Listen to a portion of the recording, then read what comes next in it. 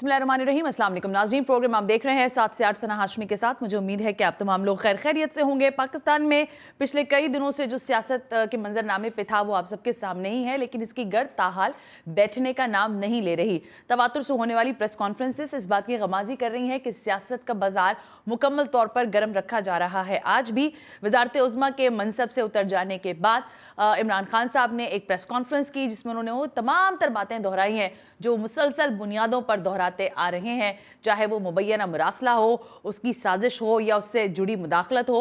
वो सारी चीज़ें आज उन्होंने फिर अपनी प्रेस कॉन्फ्रेंस में दोहराई और आज उन्होंने यहाँ तक कहा है शायद कि इलेक्शन कमीशन ऑफ पाकिस्तान को मुस्ताफ़ी हो जाना चाहिए। मियाँ शहबाज शरीफ साहब जो कि अब मौजूदा वज़ीर आज़म है, उनसे उन्होंने कहा कि अब आप कम अज़ कम उससे माफ़ी तो मांगें क्योंकि आप सारे लोग तो इस साजिश का हिस्सा बन गए। आज आपने देखा मियाँ शहबाज शरीफ साहब को कि वो कचलाक में गए थे, बलूचिस्तान के दौरे पर थे। जब भी तमाम ही मैं वज़ीर आज़म की बात कर सकती हूँ, माजी तक की भी और हाल में भी जो सूरत हाल थी, जो भी बलूचिस्तान जाता है वहाँ के देरीना मसाइल पर ज़रूर बात करता है। वहाँ वसाइल बहुत हैं और मसाइल भी बहुत हैं, ये दोनों चीज़ें बड़ी अहमियत की हामिल हैं, लेकिन ताहाल उन मसाइल का कोई तदारुक नहीं हो सका मासिवाय इसके कि इसी तरह की तकरीब होती हैं, तकारीर होती हैं और उसके बाद सब चीज़ें जिसे कहते हैं ना दोबारा समेट दी जाती हैं। मिसिंग पर्सनस का सबसे बड़ा मामला है, वहाँ पर बेरोज़गारी का बहुत बड़ा मसला है, सो ऑन एंड ऑन। तो आज मियाँ शहबाज शरीफ साहब ने ज़ाहिर दोबारा इंदिया दिया कि ना सिर्फ ये कि मिसिंग पर्सनस के हवाले से काम होगा बल्कि पूरी ताकत के साथ इस पर बात की जाएगी। फिर उन्होंने कहा कि जो वहाँ जो बेरोज़गारी जैसे अनगिनत मसाइल हैं उसको भी हम एड्रेस करने जा रहे हैं। लेकिन इससे भी इंटरेस्टिंग चीज़ ये है कि मिफ्ता इस्माइल साहब जो हैं वो इस वक्त मौजूद हैं अमेरिका के अंदर और ज़ाहिर मुज़ाकरात चल रहे हैं IMF के साथ। मामला ये है कि अब आप हंस के इस बात को रिसीव करें या रो के करें, लेकिन आपके मुल्क में महंगाई का एक नया तूफान जो है वो तैयार बैठा है और पाकिस्तानी अवाम को पेट्रोल जो है वो महंगा मिलने वाला है क्योंकि सब्सिडी देने की हुकूमत की सकत अब बाकी नहीं रही है। इंपॉर्टेंट शख्सियात हैं जिनको आज मैंने ज़रा मदू किया है और कुछ एनालिसिस लेने की कोशिश करते हैं पर IMF की शराइत आवाम के लिए कितनी भारी पड़ेंगी और ये जो सियासत में सब कुछ खींचातानी हो रही है इसके बाद अर्ली इलेक्शन जो कह रहे हैं इमरान खान साहब, क्या वो प्रेशराइज कर सकेंगे हुकूमत को या नहीं। इस वक्त मुझे ज्वाइन करने जा रहे हैं वाई स्काई PJ मीर, सीनियर तज्जियाकार हैं और खुद भी ज़ाहिर एंकर पर्सन भी रह चुके हैं और करते हैं एंकरिंग भी। PJ साहब थैंक यू वेरी मच, बहुत बहुत शुक्रिया कि आपने वक्त दिया। इम्तियाज़ आलम सीनियर तज्जियाकार, आपसे कुछ देर में मुझे ज्वाइन करेंगे, मईशत के मामला पर ज़रा बात करेंगे डॉक्टर अशफाक हसन माहिर मुआशियात से। लेकिन PJ साहब स्ट्रेट टू यू बिकॉज आपका भी शो भी है लाइव थोड़ी देर के बाद, तो ज़रा पहले मैं आपसे बात कर लूँ। ये फरमाइएगा PJ साहब के इमरान खान साहब के हाउसफुल जलसे हम देख रहे हैं, फिर आज उन्होंने एक ज़बरदस्त किस्म की प्रेस कॉन्फ्रेंस भी की जिसमें उन्होंने वो सारी चीज़ें ज़ाहिर दोहराई हैं। आप क्या समझते हैं कि इमरान खान साहब जो हैं वो इस डस्ट को सेटल डाउन नहीं होने देना चाहते, वो चाहते हैं कि तवातुर से ये बातें चलती रहें, ऐसा ना हो कि लोगों के जहन से वो महव हो जाएं। सना आपका सवाल I couldn't hear you because वो आपकी आवाज आ रही है जा रही है। अब आपको मेरी आवाज ठीक आ रही है? आपने अगर जो करंट सिनेरियो की आप बात कर रहे हैं इस वक्त हर देखिए ना, अगर एक कोई अपना एनालिसिस देता है किसी टेलीविजन के ऊपर तो वहां हम देखते हैं उसके 35 मतलब एक प्रो निकलते हैं और 35 मतलब जो उसके जो मतलब है वो उसके अगेंस्ट जाते हैं। तो आप 60 आप तबसरों पे आप बात कर रहे हो। इस वक्त सारे तबसरों को खत्म करके जो इस वक्त हमें इमीडिएटली एक रेमेडी पे जाना है वो है अर्ली इलेक्शन। अच्छा, शहबाज शरीफ साहब इस वक्त ये 5 साल के मैंडेट पे नहीं है, ये 1 साल के मैंडेट पे या 1.25 साल के। एंड आई एम श्योर जो मुल्क है वो उनको बेस्ट ऑफ लक कहेगा कि करें, लेकिन वो 1 साल में क्या करेंगे? देखें ना, उनको डिसीजंस लेने हैं, या तो वो ऐसे डिसीजंस ना ले ले जो कि इतने रैश हो और शॉर्ट टर्म हो कि जिसमें आगे जाके इन पे भी तनकीद आ जाए। तो रादर देन और उसके साथ साथ आप देखें पीपल्स पार्टी ने एक बड़ी अच्छी पॉलिटिकल मूव की है, उन्होंने की पोजीशंस नहीं ली है। क्योंकि फॉल गाय अगर कुछ गलत होता है, उम्मीद करते नहीं होगा, अगर कुछ गलत होता है तो सारा मुद्दा जो है वो पीपल्स इस पे चला जाएगा।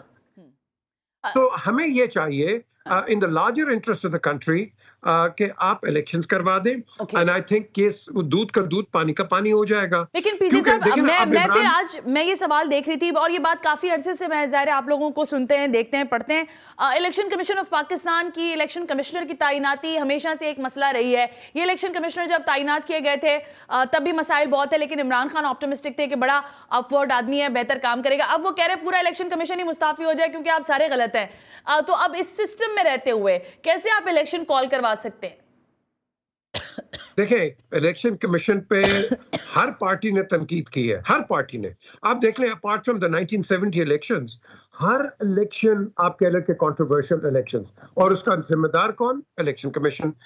इनके पास जाओ, ये कभी तैयार होते नहीं। और भाई तुम्हारा सारा साल काम क्या होता है? 3-4 साल तुम्हारे पास पड़े होते हैं। You should be absolutely ready at any time, क्योंकि यहाँ हमारी सियासत के अंदर आज गवर्नमेंट जा रही है, कल गवर्नमेंट जा रही है, और कोई पता नहीं चली जाती है। अब आप इसको देख लो कॉन्फिडेंस को, ये किस तरह हो गया। तो आपको तो तैयार होना चाहिए, लेकिन इन पे तनकीद हमेशा आती है क्योंकि हमने इनके रवैये देखे हैं। इनके रवैये ठीक नहीं है, कभी ये एक के साथ हो जाते हैं, कभी दूसरे के साथ। इनको न्यूट्रल रहना है। देखो ना, हमें चाहिए वो लोग कि जो कि हर पार्टी को रिप्रेजेंट करे। रिप्रेजेंट क्या करे? आप एक ऑनेस्ट इलेक्शन करवा दें एंड दैट्स इट। उसमें कंट्रोवर्सी होनी नहीं चाहिए। बाद में फिर जो इनकम्बेंट गवर्नमेंट होती है, आज आप देख लें, इलेक्शंस होंगे ना, ये सारी तनकीद इस गवर्नमेंट पे पड़ जाएगी।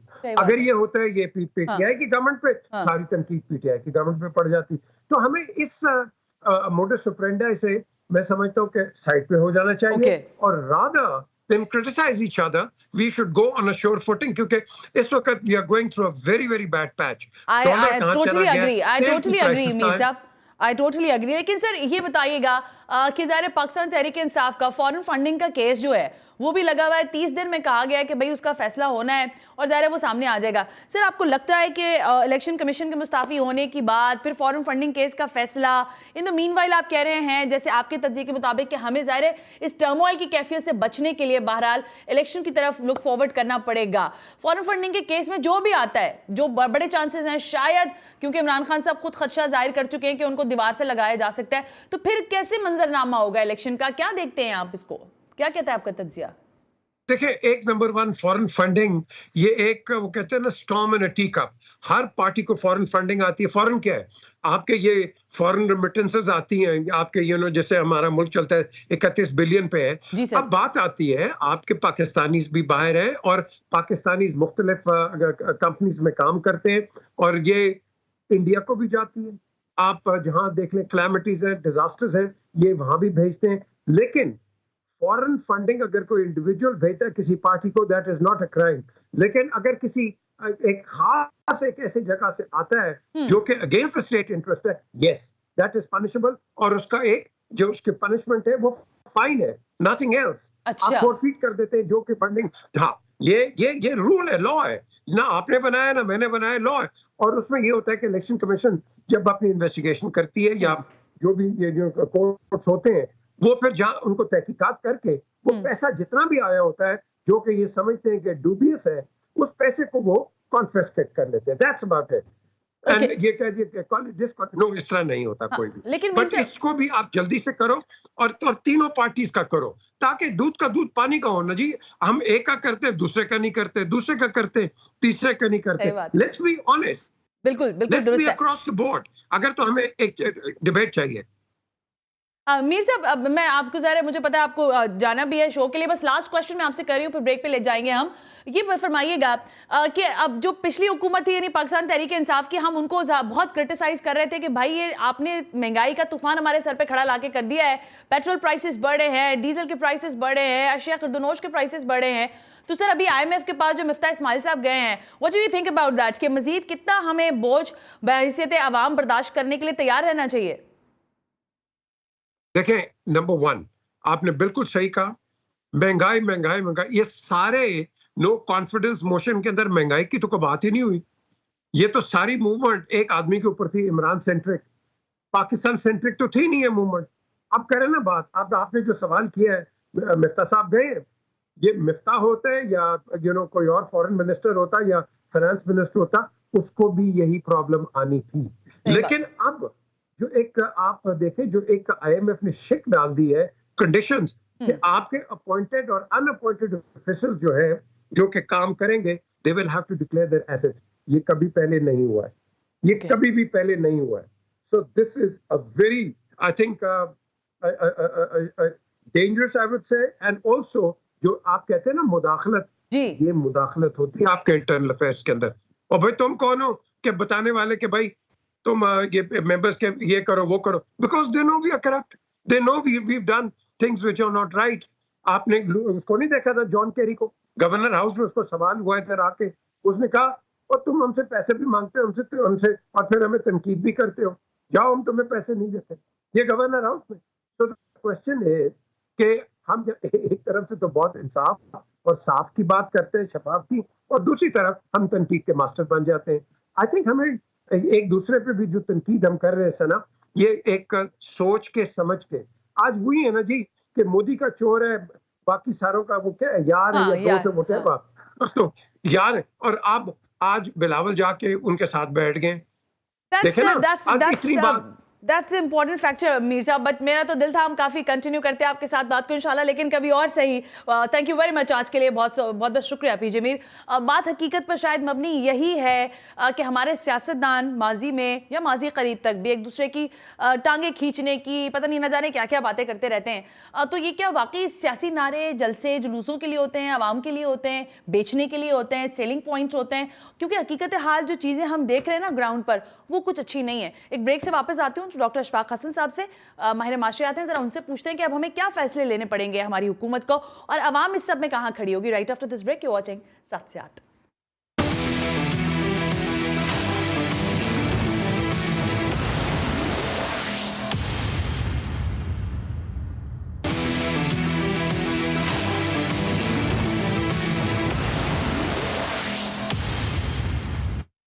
वेलकम बैक नाज़रीन। हम ब्रेक पर थे और ब्रेक पे जाते हुए मैंने आपसे कहा कि ज़रा मईशत के मामलात पर हम बात कर लेते हैं। ये IMF के साथ जो मुआहिदा है जो होने जा रहा है, इसमें हमें क्या मिलेगा, यानी आम आदमी को क्या मिलेगा, हमारी समझ में ये नहीं आ रहा। लेकिन जो पेट्रोल पे या जो तेल की पर सब्सिडी थी, उसको बहरहाल मिफ्ता इस्माइल साहब कह रहे हैं कि हम मजीद इसमें सब्सिडी नहीं दे सकते, क्योंकि ये पिछली हुकूमत के टैक्टिक्स थे कि वो प्राइस को कंट्रोल करें, लेकिन ये ख़जाना भी खाली हो जाएगा और शायद हालात इससे ज़्यादा बदतर हो जाएँ। इंपॉर्टेंट शख्सियत है, मईशत के मामलात पर बड़ा मुख्तलिफ नुक्ता नज़र रखते हैं डॉक्टर अशफाक हसन साहब। अशफाक साहब अस्सलाम वालेकुम, बहुत बहुत शुक्रिया सबसे पहले कि आपने वक्त दिया।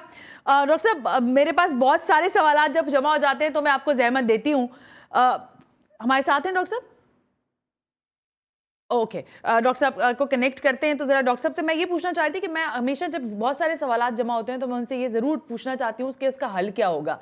जैसे इस वक्त रुपया डिवैल्यू होता जा रहा है, डॉलर आज भी 187 तक जाकर खड़ा हो गया ओपन मार्केट के अंदर, और हम जब नीचे गया था मेरा ख्याल है 2-3 दिन पहले, 4 दिन पहले जब नीचे था डॉलर, वो भी कोई इतना खास कोई रेट नहीं हुआ था, 183 तक था, तो लोगों ने खुशियाँ करना शुरू कर दी थी। स्टॉक 2 दिन अच्छा बिहेव कर गई तो भी ज़्यादा खुशियाँ मनाना शुरू कर दी। मतलब पाकिस्तान की मईशत को बुनियादी स्ट्रक्चराइज करने की ज़रूरत है, रिफॉर्म्स की ज़रूरत है, यहाँ पर टैक्स के मामलात को बेहतर करने की ज़रूरत है, ज़राई इस्लाहाती टैक्स के मामलात को सही तरीके से नाफिज करने की ज़रूरत है। लेकिन हमारे यहाँ कॉस्मेटिकली शायद टैक्स इस्लाहात की जाती हैं, लेकिन उसका नतीजा हम देखते हैं कि उस तरह से सामने नहीं आ पाता है। IMF ने एक मरतबा फिर हुकूमत वक्त को, जो कि ज़ाहिर अब PMLN की कहेंगे, अब इसको कोलिजन गवर्नमेंट भी कह सकते हैं, जाहिर है, उनको ये कहा है कि जी आप एक तो पूरी तौर पर ये जो सब्सिडी आपने दी हुई तेल के ऊपर, इसको तो आप सबसे पहले जाकर ख़त्म करें। अगर ये ख़त्म होती है तो बराह रास्त आवाम पर बोझ पड़ेगा, जिसका मकसद ये है कि इस वक्त अगर पेट्रोल जो आपको मिल रहा है उसमें मज़ीद 15 से 20 रुपए के इजाफे के साथ आपको ये पेट्रोल दस्तयाब होगा। और ज़ाहिर जब पेट्रोल के प्राइसेस बढ़ते हैं, ये हम सबको मालूम है कि फिर बाकी सारी चीज़ों पर भी उसके असरात बराह रास्त दिखाई देना शुरू हो जाते हैं। लेकिन शायद इंपॉर्टेंट सवाल ये है कि हमारे आगे डॉक्टर साहब, ओके, दूसरा ये कि बजट जो आने वाला है जून के अंदर, इस बजट में आवाम को कितना रिलीफ मिलेगा, क्योंकि इस बजट के बाद ज़ाहिर इलेक्शन की तरफ जाना है। जून में कह रहे हैं शायद पहले हफ्ते में ही पेश कर दिया जाए मैक्सिमम। तो अब जो ये मैं इसको इंटरम तो नहीं कह सकती गवर्नमेंट, लेकिन बहरहाल ये जो गवर्नमेंट मौजूद है ये कितना बोझ बर्दाश्त करेगी? और जो कि पिछली हुकूमतों पर भार था महंगाई का और बहुत सारे मामलात पर कि टैक्स नहीं जमा कर पा रहे हैं और दीगर चीज़ें भी, तो कि ये हुकूमत इतनी मुख्तसर मुद्दत में, चाहे वो 2 साल मतलब चाहे 6 महीना है 1 साल है, तो इसमें ये मुद्दत पूरी कर पाएगी या नहीं, ये उससे अहम तरीन सवाल है। मैं डॉक्टर अशफाक हसन की तरफ जाना चाह रही हूँ, माहिर माशियात हैं, ज़रा उनसे पूछ लेते हैं। डॉक्टर साहब मुझे कॉल पे करवा दें कॉल पे। डॉक्टर अशफाक हसन साहब से जानना ये चाह रहे हैं कि ये जो वफाकी हुकूमत जो है अब पहुंची है आईएमएफ के पास, क्या आईएमएफ के साथ बातचीत करके ये डील बनाई जा सकती है कि हमें आइंदा बजट तक, जो कि हम जून में पेश करने वाले हैं, हमें कुछ रिलीफ मिल जाए? रिलीफ इन सेंस कि ज़ाहिर जो सब्सिडी हम तेल पे देना चाहते हैं उसको बरकरार रखा जाए, और अगर ये मुमकिन हो सकता है तो कैसे होगा? शायद गैर मकबूल मुआशी फैसले हुकूमत को कितना धचका पहुंचाएंगे? मुझे ब्रेक का कहा जा रहा है, ब्रेक लेते हैं, ब्रेक से वापस आकर ज़रा कंटिन्यू करते हैं डॉक्टर अशफाक हसन से और पूछते हैं कि उनके पास इन मसाइल का क्या हल है।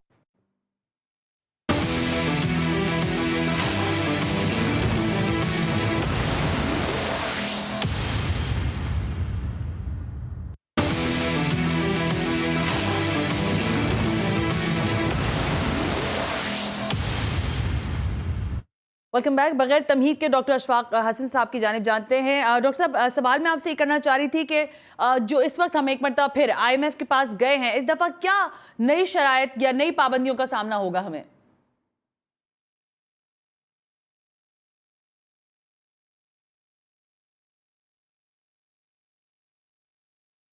जी डॉक्टर साहब, आपको मेरी आवाज़ आ रही है? जब आपने बोलना शुरू किया था तो बिल्कुल खत्म हो गए, जैसे आप चांद से बोल रही हैं। ओके डॉक्टर साहब, आपको मेरी आवाज अब क्लियर आ रही है? देखिए अभी तो आ रही है, लेकिन आगे का मुझे नहीं पता। जी, अब मैं ये पूछ रहा हूँ डॉक्टर साहब, आईएमएफ वाला जो इशू आ गया है अब कि हम उसके पास पहुंच गए हैं, तो आपको क्या लगता है कि इस दफा वो क्या शराइत हम पर आयद कर सकता है? जी बोले, सवाल बता दो यार। जी डॉक्टर साहब, मैं ये पूछ रही हूँ कि आईएमएफ जो है इस वक्त पाकिस्तान पर नई क्या मुआशी पाबंदियां आयद कर सकता है कि आपने ये इस्लाहात तो करनी है? देखिए जहां तक इस्लाहात का ताल्लुक है, ये एक मेरे नजदीक आईएमएफ जब लफ्ज इस्लाहात कहता है तो ये फ्रॉड होता है। अच्छा। There is no such thing as इस्लाहात।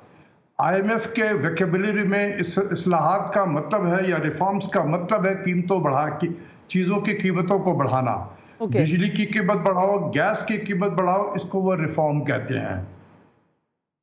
और जब भी इस पे मैंने एक आर्टिकल भी लिखा था 2015-16 में कि जब भी उनसे जब रिव्यू होता था तो हमेशा वो कहते थे reforms programs are broadly on track.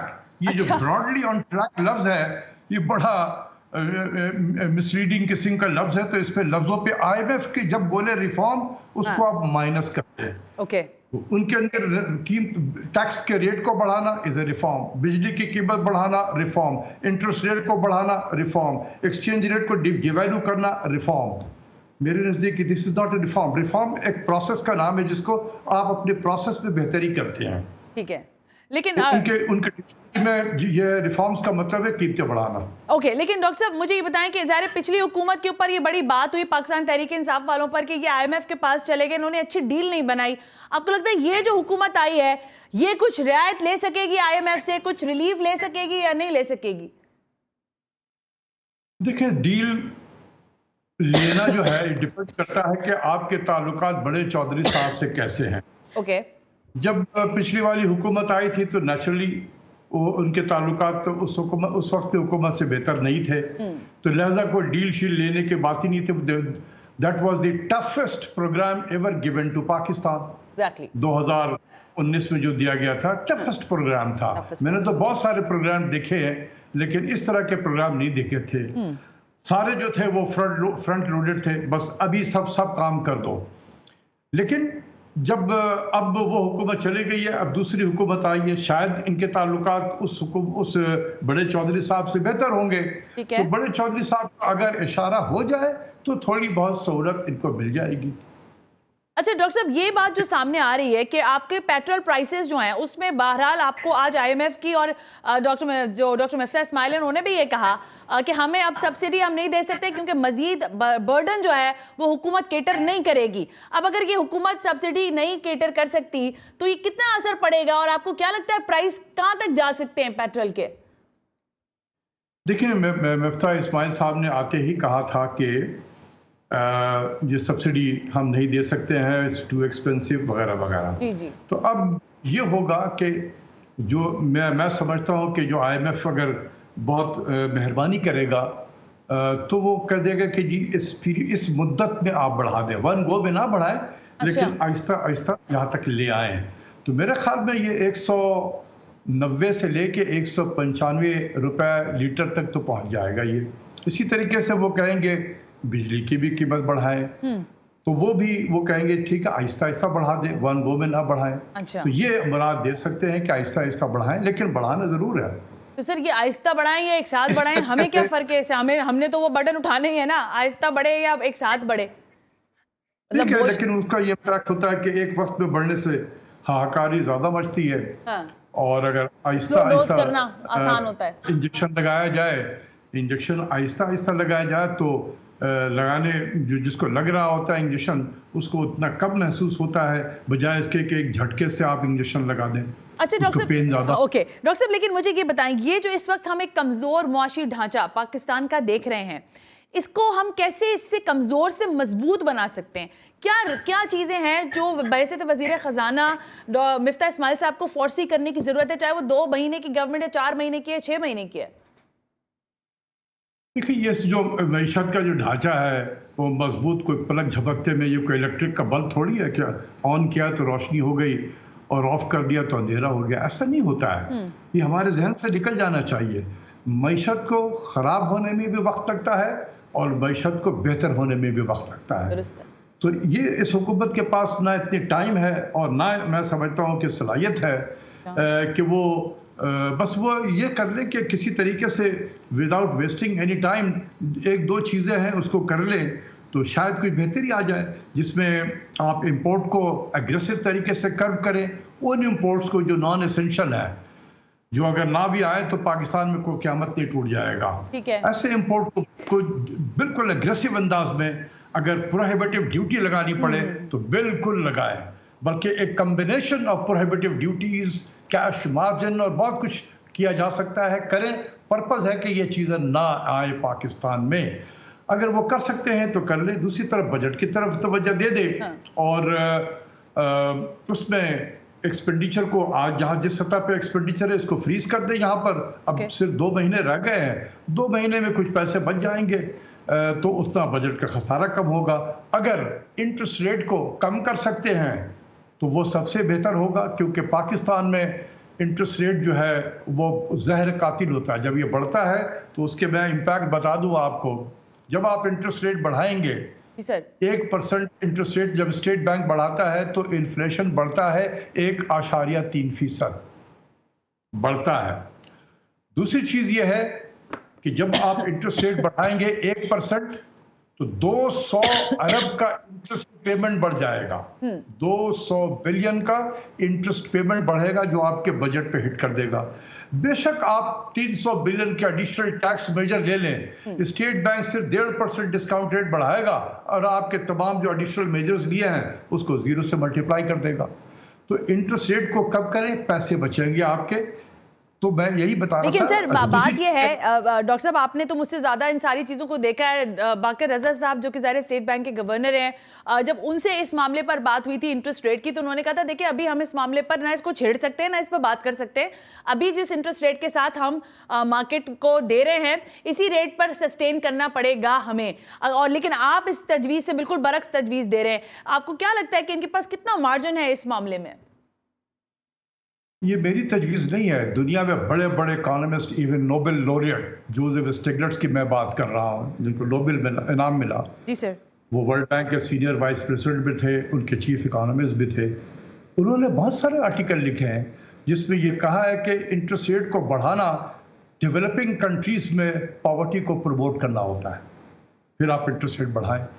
तो जहाँ तक रजा बाकर का ताल्लुक है, इस शख्स ने इस मुल्क की मईशत को इतना बर्बाद किया है, आप तसव्वुर नहीं कर सकते कि जितना इसके 3 साल गुजर रहे, 4 मई को इसका टेन्योर ख़त्म हो रहा है। खुदा के वास्ते मैं तमाम हुक्मरानों से हाथ जोड़कर अपील करता हूँ, इस शख्स को एक्सटेंशन न दो। इसने मुल्क को बर्बाद कर दिया है। 5 साल के मजीद एक्सटेंशन अगर आपने इसको दे दिया, ये मुल्क के लिए मैं कहूँगा इन्ना लिल्लाहि व इन्ना इलैहि राजिऊन। काफी सख्त बात हो गई डॉक्टर साहब, आप यानी इतने खतरनाक किस्म के डिसीजंस हैं। जानबूझ कर कह रहा हूँ। नहीं, मैं ये पूछ रही हूँ सर, क्या कह रहा हूँ मैं ठीक, आप बिल्कुल डिस्कस कर ले। नहीं सर, आपका इल्म है, आप बिल्कुल अपने इल्म की बुनियाद पर ये बात कर रहे हैं और हम जाहिर है उसको देख रहे हैं, सुन रहे हैं। लेकिन डॉक्टर साहब, फिर सवाल ये होता है कि वाकई क्या जो बाकी सारे लोग बातें कर रहे हैं कि आपने सारी अपनी मईशत उठा के गिरवी रख दी है, आपके पल्ले कुछ बचा नहीं है, तो इसका मकसद ये सच की बुनियाद पर बातें हैं ना? देखिए, बात यह है कि जब भी कोई हुकूमत IMF में चली जाती है, वो मईशत उसके कंट्रोल में नहीं होती है। पॉलिसी वो नहीं बनाती है, पॉलिसी कहीं और बनता है, वो हुकूमत के वक्त सिर्फ इम्प्लीमेंट करती है। इसीलिए आपको मैं बताऊं कि मैं बहुत ज़्यादा मुखालिफ था और मैं अकेला था, अकेला तनहा, जो मैंने प्राइम मिनिस्टर से हाथ जोड़कर अपील की थी एक बड़ी हिस्टोरिक मीटिंग में कि सर ना जाएं वरना आप बर्बाद हो जाएंगे। आज ये मैं आपको सितंबर 2018 की बात कर रहा हूँ, 1 महीना हुआ था प्राइम मिनिस्टर को आए हुए। मैंने कहा था कि आज जिस पॉपुलैरिटी के हाइट में आप बैठे हैं, 1 से 1.5 साल के अंदर अगर आप IMF में चले गए तो ये आपकी पॉपुलैरिटी ज़मीन में मिल जाएगी। और वही हुआ। उसके बाद भी मैं बताता रहा, खुदा के वास्ते ना जाओ, खुदा के वास्ते ना जाओ, चले गए। अभी भी मैं इस हुकूमत से कह रहा हूँ कि अपने घर को खुद सही करो भाई। दुनिया में 190 मुल्क हैं जो IMF के मेंबर हैं। क्या सब जाते हैं IMF से पैसा लेने के लिए? हम जैसे चंद मुल्क हैं, 12-13 के करीब, 14 के करीब जो IMF में जाते हैं, और जो एक मरतबा चला गया वो फिर निकल नहीं सकता कभी IMF से। अर्जेंटीना ले ले, ब्राजील ले ले, ये सब क्या है, 40-40, 50-50 साल से IMF के प्रोग्राम में है, आज तक नहीं निकले। 34 साल से तो हम IMF के प्रोग्राम में हैं, आज तक नहीं निकले। लेकिन डॉक्टर साहब, मैं जब आप ये बात करते हैं ना, क्योंकि ज़रा जब हम पढ़ते हैं चीज़ों को तो मुझे ये समझ नहीं आता कि हम अपने घर को कैसे ठीक करें। देखें, यहाँ पर कोई ठीक होने को तैयार ही नहीं है। ज़राई इस्लाहाती टैक्स नेट को बढ़ाने के लिए जब बात हो रही होती है, सब अपने पंजे और नाखून तेज करके खड़े हो जाते हैं कि नहीं भाई ये नहीं होना चाहिए, ये टैक्स हम नहीं देंगे। आपको मालूम है कि पार्लियामेंटेरियंस के बहुत सारे ऐसे इशूज आए जिसमें कहा गया कि भाई हम टैक्स नेट में लाना चाहते हैं लेकिन ये आना नहीं चाहते। जब टैक्स नेट ही नहीं बढ़ेगा सर, तो हम अपने घर की इस्लाह कैसे करेंगे? फिर तो हमने कर्जों पे ही चलना है, और क्या करेंगे हम? सबसे पहले मुल्क का प्राइम मिनिस्टर अपने दिल पे हाथ रख के कहे कि क्या मैं पूरा टैक्स देता हूं जितने मेरी आमदनी है। अगर उसका ज़मीर कहता कि मैं दे रहा हूं, तो फिर वो अपने कैबिनेट के वज़रा से कहेगा कि मैं दे रहा हूं, फुल जो टैक्स मेरा बनता है जायज़ मैं दे रहा हूं, आप भी दे। जब कैबिनेट भी देगी तो सारे उसके मेंबर ऑफ पार्लियामेंट भी देंगे, और इसी तरीके से नीचे जाएगा। आप नीचे वालों को कहते हैं कि टैक्स दें, और खुद तो कोई टैक्स नहीं देता।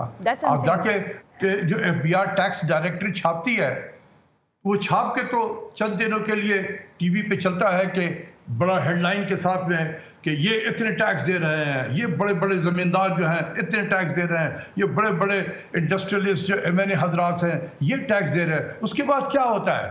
कभी FBI ने जाकर उन पर हाथ डाला, पूछा बुलाकर? क्या इलेक्शन कमीशन ने कभी उनसे कहा कि भाई आओ अपना रिटर्न तो लाओ, तुमने जो इलेक्शन के ज़माने में रिटर्न फाइल की थी वो क्या है, और अभी तुम जो डिक्लेयर कर रहे हैं ये क्या है, कि ज़रा FBR से ज़रा सर्टिफिकेट लेकर आओ। So which means doctor state कमजोर हो जाए, जब रिट ऑफ द स्टेट कमजोर हो जाए तो मुल्क में फ्री फॉर ऑल होता है, free for all. Doctor Ashfaq Hasan साहब, लास्ट कमेंट कीजिएगा, बिल्कुल वक्त हमारे पास खत्म हो गया। मैं ये पूछना चाहूंगी कि आपको लगता है इस बार IMF के प्रोग्राम से रिलीफ हासिल करके पाकिस्तान की मईशत को संभाला मिल सकता है? मुझे आपके सवाल समझ में नहीं आया क्योंकि आवाज कट गई। ओके डॉक्टर साहब, आपको मेरी आवाज आ रही है? दोबारा कर ले। ओके, डॉक्टर अशफाक हसन माहिर माशियात हमारे साथ हैं। डॉक्टर साहब, आपको मेरी आवाज आ रही है? ऐसा लगता है कि आप चांद से बातें कर रही हैं। अभी ठीक हो रही है आवाज? अभी ठीक हो गई डॉक्टर साहब? अभी ठीक है? चलें, thank you doctor Ashfaq Hasan साहब। कोशिश तो थी मेरी कि मैं आपसे लास्ट कमेंट ले पाती, लेकिन मामला यह है कि पाकिस्तान एक मरतबा फिर IMF के शिकंजे पर है। हुकूमत ने घुटने टेक दिए हैं। देखना यह है कि इस रिलीफ से अवाम पाकिस्तान को क्या रिलीफ मिलेगा। आज के प्रोग्राम से मुझे इजाजत दीजिए। अल्लाह हाफिज।